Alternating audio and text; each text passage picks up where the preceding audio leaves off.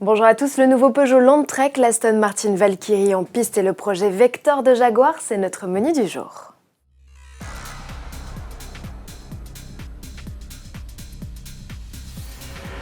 Pas de 308, de 508 PSE ou même de e-Legend à vous présenter dans l'immédiat, mais le Peugeot Landtrek, un tout nouveau pick-up.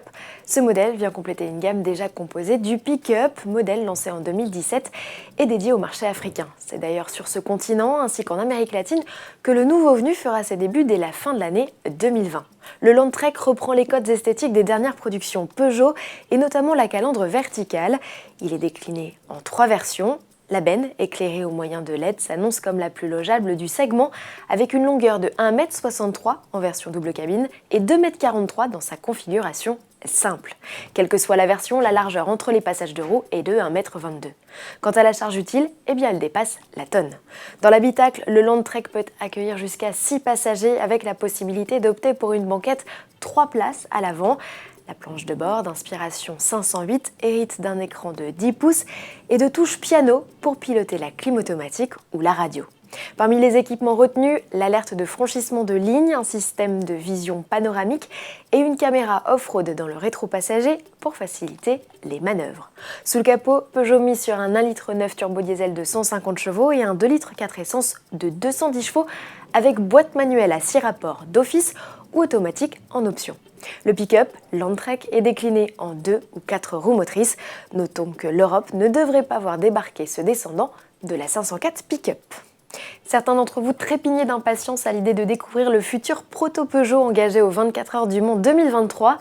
Il va falloir patienter un peu, d'autant que le partenaire principal du constructeur Rébellion se désengage du championnat du monde d'endurance fin 2020. Pour autant, Peugeot dit ne pas remettre en question son retour en WEC et prévoit toujours une arrivée en 2022. On croise les doigts. Championnat du monde d'endurance qui fait face à une autre défection importante, celle d'Aston Martin. C'était avec Toyota l'un des premiers engagés de la catégorie Hypercar qui doit succéder au LMP1 pour la saison 2020-2021. Le constructeur préfère se recentrer sur la F1 mais va tout de même rester impliqué dans la catégorie GT. En attendant, on profite quand même de la Valkyrie sur les circuits puisque le constructeur britannique peaufine son développement avec ses pilotes de F1 Max Verstappen et Alexander Albon sous la supervision d'Adrian Newey, l'ingénieur de génie d'Aston. Rappelons que la Valkyrie embarque un V12 6 litres 5 atmo et un moteur électrique pour une puissance totale de près de 1200 chevaux. 150 exemplaires de cette F1 de route sont prévus, auxquels s'ajouteront 25 variantes AMR Pro. Les premières livraisons sont prévues au second semestre 2020. Souvenez-vous, en 2018, Jaguar innovait en présentant une navette autonome avec des yeux globuleux.